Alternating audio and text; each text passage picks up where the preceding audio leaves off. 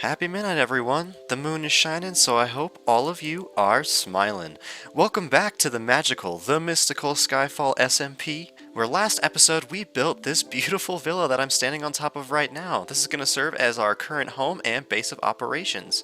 Now today is episode 4, and the plan for today's episode is going to be to get started on some infrastructure for future villagers. And ladies and gentlemen, we are going to get a lot done this episode. I am super excited to show you guys all the farms and builds in today's episode. Now, before we jump into the action, in between episodes, I've been busy with a few things, and so I just want to catch you guys up quickly on what's going on. The first thing I did off camera was actually go ahead and move into our brand new home, so you can see I've begun organizing things and storing them in their correct places.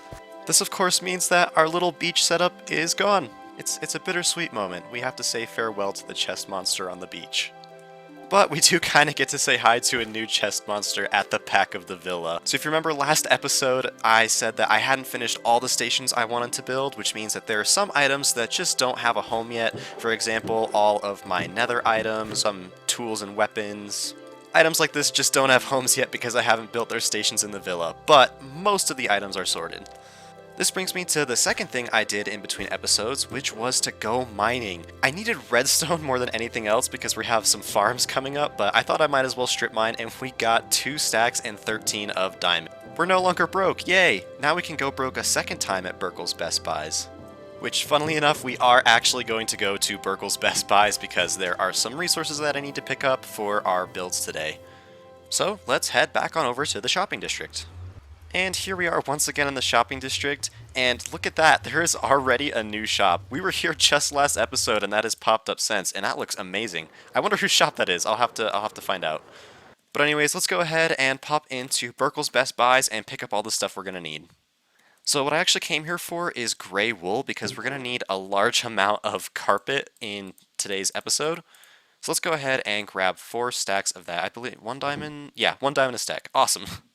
I'm also going to grab 2 stacks of these golden carrots because currently the only food I have are these cooked pork chops that Sneezy gave me a long time ago, and they are running very low. So let's get some golden carrots as well. Lastly, I want to check out the advent calendar because if you guys remember last time I was here, all the days had been opened already, so we didn't get to get anything, which is of course totally fine, but while I'm here, I might as well check today's door. Now again, as of recording, today is December the 16th, so let's see if we can find door number 16.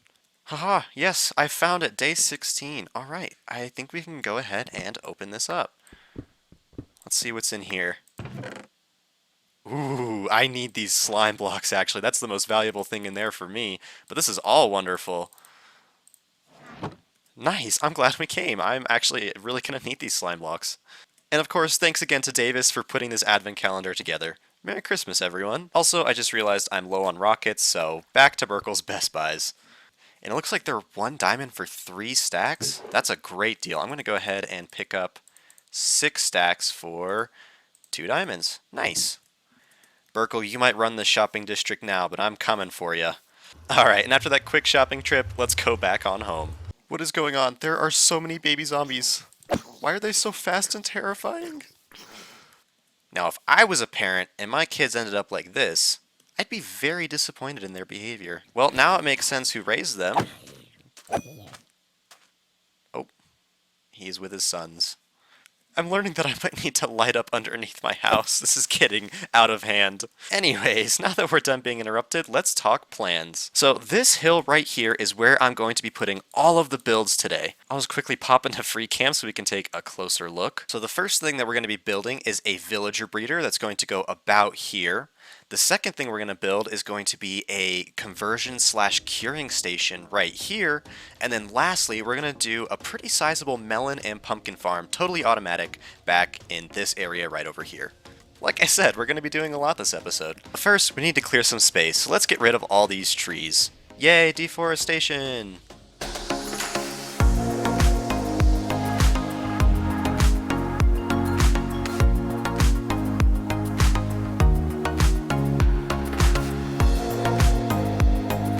And boom. Moonshine 1, nature 0. To be fair, nature put up a decent fight. I mean, can I just say, I hate the big oak trees, ones like this right here. Cutting them down has always been a big pain in my waning crescent. Which I could forgive if they were good-looking trees, but they're not. I mean, look at this thing. It's just like one big bulbous accident. So yeah, kudos to nature. It put up a good fight by having me chop down so many of those great oak trees. But we're left with a clearing that should be big enough for all the stuff we're going to build in today's episode.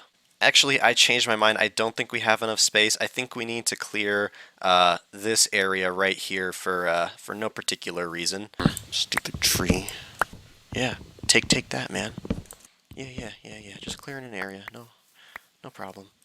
Yeah. Like I said, we need the space for something. We'll make something there in the future. Alright guys, I am ready for my first build of the day, which is again going to be our villager breeder, and it's going to go right behind me here. So, without further ado, let's jump into it.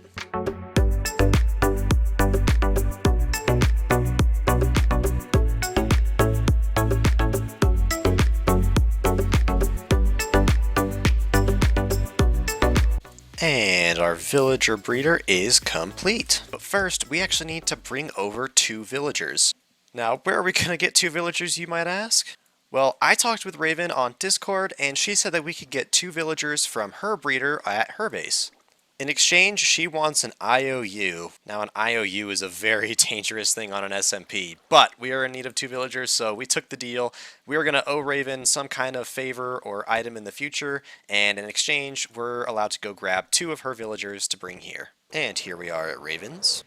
Let me just say, every single time I come over here, she has added some beautiful detail to this building. I mean, it is just not the same mansion that it was when she found it, which I guess is the point. But, I mean, yeah, wonderful job, Raven. This whole place is gorgeous.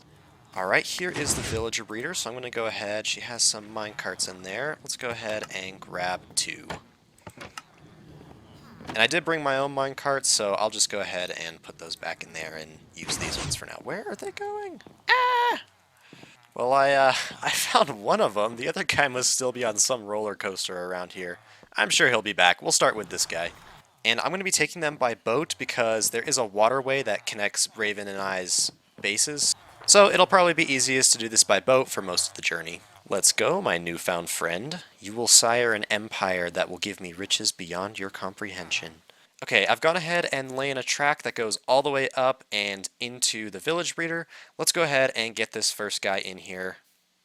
Maybe I might want to sleep first. Probably sleep first. Alright, let's hope this goes smoothly. Yeah, get up there. Oh my gosh, perfect. Okay, and then we will use a minecart with furnace. Oh man, that thing is powerful. Look at him go. That might take him all the way up. Look at that. One shove up that... Oh, almost. Did the sheep stop him? No, it won't. Alright. Let's go ahead. Oh, I knew that was going to come down here. Alright, that is villager number 1.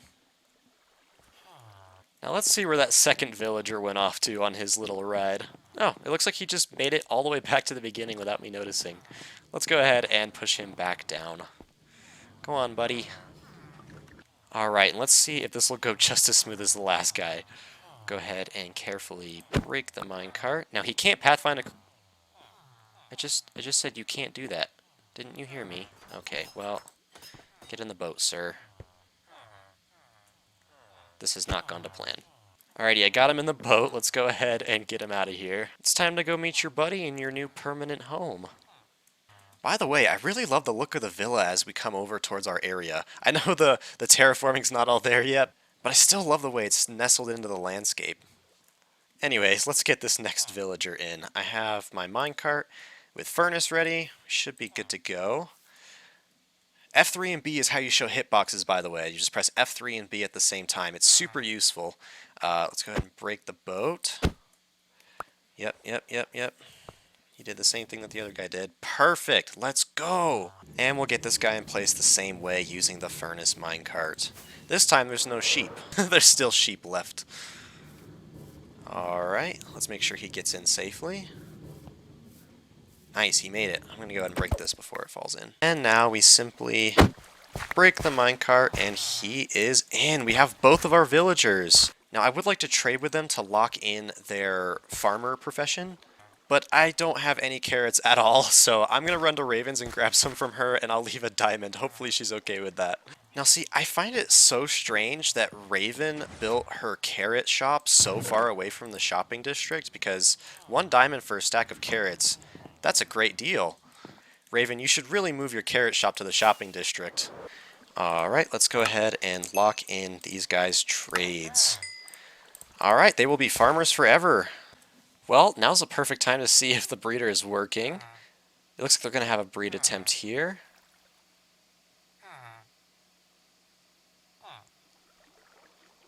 Did they do it? Is that a there's a baby villager! Yay, it works! So now we can talk about how this villager breeder works. Basically, these two farmers live on this plot of land where they farm potatoes that they can then give to each other to fulfill the food requirement for breeding. Now there's also all of these spare beds and empty workstations, meaning that all the requirements are fulfilled for the villagers to try to breed. Now, the adult villagers are too tall to cross this line right here. You can see they're actually pathfinding right up to the edge to try and get to these beds because it's nighttime, but they can't because these trapdoors are in the way, and the villager is too tall to go underneath the trapdoors. Baby villagers, on the other hand, are short enough to go under the trapdoors. So when the baby villager tries to pathfind over to the beds, either to sleep or baby villagers also jump on the beds to play, when the baby villager tries to pathfind to do either of those two things, it's going to instead fall into this water stream, where it is pushed until it ends up in that chamber down there. You can see the one baby villager is already down there. So yeah, that's essentially how this villager breeder is working. Now, whenever we want a villager, we can power this dispenser right here, which is full of minecarts. It'll dispense a minecart, which will go along this track, and it does some funky business right here, where it kind of jumps through this block, and it'll always pick up a villager from this chamber, and then we can carry that villager wherever we want to. In our case, we're going to run that track over to our curing station, which is going to be our next build. Also, I plan on running a redstone line from the curing station to that chamber down below so that we don't have to actually go under there to get a new villager. We can just press a button over here in the curing station and it'll send a signal to request a villager to be sent back over here. So, without further ado, let's get started on the curing station.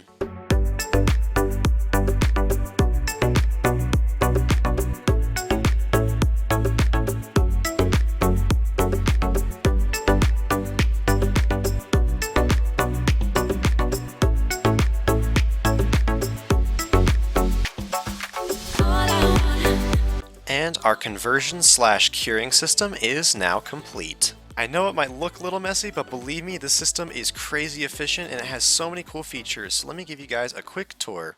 So as I mentioned, I was able to hook up this button down to where the villagers are in the villager breeder. So whenever I press this button right here, a villager will be immediately sent up and they will go over here. Now in this compartment, we are going to have a zombie. That's something I still need to do, but there will be a zombie in there eventually. So of course the villager will fall down here, the zombie will turn him into a zombie villager, then we can close that back up and press this button, which will move the zombie villager over to here. There's this big old mess of iron bars, and that's because villagers cure faster when they're surrounded by iron bars. The problem is they're kind of ugly, so I was trying to find some way of integrating iron bars into where the zombie villager would be so that he would cure faster, and this is the solution. It might not be the prettiest, but it will help the curing process go quicker. So then we're going to go ahead and cure them, and I have a cool curing system that I'll show you guys in a second. Now, villagers need to be cured 5 times in order to unlock their ideal trades. So let's say we cure a villager and we want to send him back over to our zombie, we can press this button right here, and because he's on a downward slope, he'll just go over and sit back on this powered rail where our zombie can convert him again. If, however, he's cured 5 times and we're ready to move him on, we'll press this button to send him down back here again, but then we'll press the wooden button, which has a longer pulse, and it powers both that rail and this one, so he will zoom over here and have time to go all the way up this hill and fall into this area right here. This is where I'm going to select their trades, so this spot right here is where I can break and replace different workstations like lecterns or composters until I get the trades I want. Finally, once I have the trades I want, I can press this button and the villager will go over here, and this will be a drop chute down to our future villager trading hall. So yeah, that is the curing process from start to finish. Now there's a few more bells and whistles on the system that I want to show you, so let's take a look at those. You might notice on the floor we have these 5 redstone lamps. Now recall that a villager has to be cured 5 times in order to have their ideal trades. But I know from experience that sometimes it can be hard to keep track of how many times you've cured a certain villager. You know, while this guy's curing, I might go and do some other things with a different villager, and I might lose track of how many times a certain villager's been cured. So these lanterns on the floor are designed to help me keep track. If I press this button right here, you can see this lamp lights up, and you heard a click, and I'll talk about that in a second. But each time I press the button, a different lamp is lit, and this will help me keep track of how many times the villager has been cured. So now he's been cured twice, 3 times, 4 times, 5 times, and then it starts over. And if you notice, that time we didn't hear a click. Now what is that clicking noise? So if I go ahead and destroy this dirt, you can see I have droppers under here. They're not currently full, but when they are, the droppers will have a dose of cure. So one of these will have a splash potion of weakness, and one of these will have a golden apple.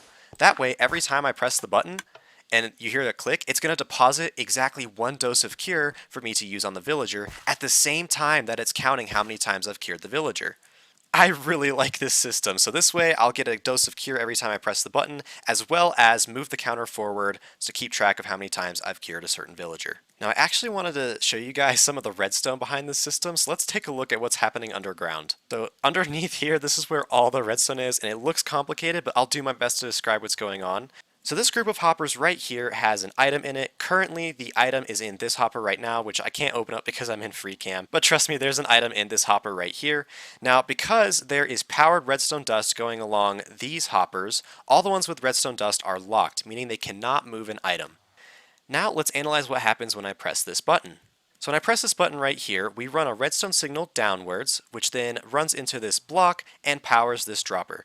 This little circuit is something known as a monostable circuit. So basically, there's an item in the dropper. When it gets powered, the dropper is going to put that item into the hopper, but the hopper's facing into the dropper, so the hopper is going to put it right back into the dropper. What this creates is a split second where the item is in the hopper, and the comparator is able to detect it for exactly 1 tick. When the comparator detects the item, it's going to send a signal into this block and depower this redstone torch, which unlocks all of these hoppers, which allows the item to move exactly once. So the item that's currently in here that we talked about earlier is going to move to this hopper right here. Now, this line of comparators is able to detect when items are in the hoppers. So as soon as the item moves to this hopper, the comparator is going to detect that happening, send a signal upwards and into the corresponding redstone lamp through this torch tower. Now, of course, if I were to press this button again, the redstone torch would depower again and the item would move 1 more over. Now, this comparator is picking up the signal and lighting the corresponding lamp. Now that's not the only thing that this torch right here is doing. Torches power the block above them, so this torch is actually powering this block as well, and accordingly this redstone dust which runs into this block right here. Now when we press the button and the redstone torch depowers and then repowers, that's going to send a pulse also into this block and up into this block, and this block is adjacent to both of our droppers, which is what deposits the cure up here. Now, we don't want the system to deposit a dose of cure when we're resetting the system, in other words, when we power this for the 6th time. So that's what this last circuit over here is doing. So once the item has made it through all of these hoppers and is in this last hopper, this comparator is also going to detect it and power this line, which basically prevents the torch from pulsing the droppers. So that's why on the 6th time we didn't hear the click, because we don't want the system to deposit a cure when we're just resetting it. Sorry, that was a lot of words thrown at you guys all at once. I just thought it would be fun to share how the system works because when I was learning redstone, I learned best by watching people do it in videos. So maybe you picked up something along the way, or at least you understand how the system works. So yeah, that is my conversion and curing system. The last thing we need in order for it to work is to get that zombie in place in his little chamber right behind my head right now. Alright, I got this ready. Got him, we got him. Let's go! Alright, so he is going to be responsible for converting our villagers into zombie villagers, and I'm going to go ahead and silence him, so now he will not make any noise and be annoying. We did it! We got a zombie in place. Normally that goes a lot smoother. Either way, our conversion and curing station is now totally complete, and we can move on to our 3rd project of the day, which is the melon and pumpkin farm. Most of the melon and pumpkin farm is going to be underground, so I've gone ahead and cleared a space for it. We've also brought over all the resources we're going to need for the build, so let's jump into it.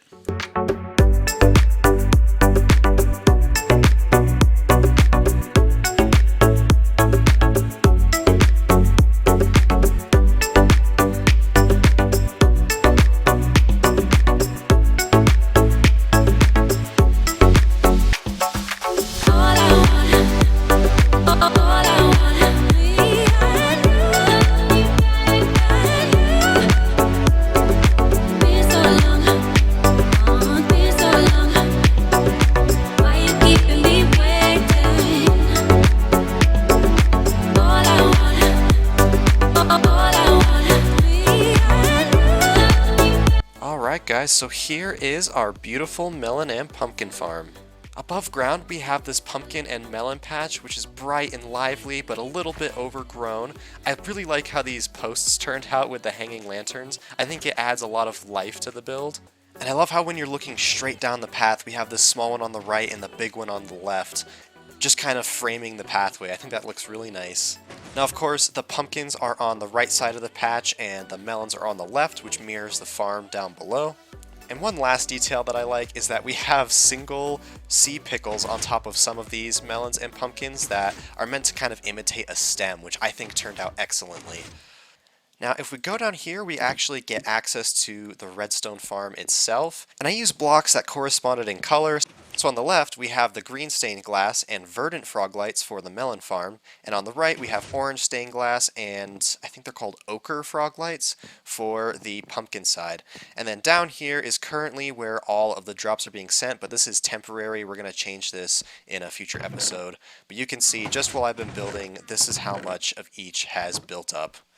So yeah, this is a pretty fast farm. It's not the biggest in the world, but this is definitely going to produce more than we're ever going to need. Now, of course, there are some ugly areas. Similar to our house, I have not yet terraformed any of this, nor have I done any sort of greenery or decorations, but we will take care of that in a future episode. We're going to make sure to terraform all the places that need terraforming, and we're going to add things like custom trees and pathways. And so, ladies and gentlemen, that is going to do it for today's episode. I really do hope you enjoyed. And we got so much done this episode. We got our villager breeder all made, and it is now working beautifully. We also built our high-tech conversion and curing system that has all kinds of quality of life features that will make it super easy to convert and cure villagers.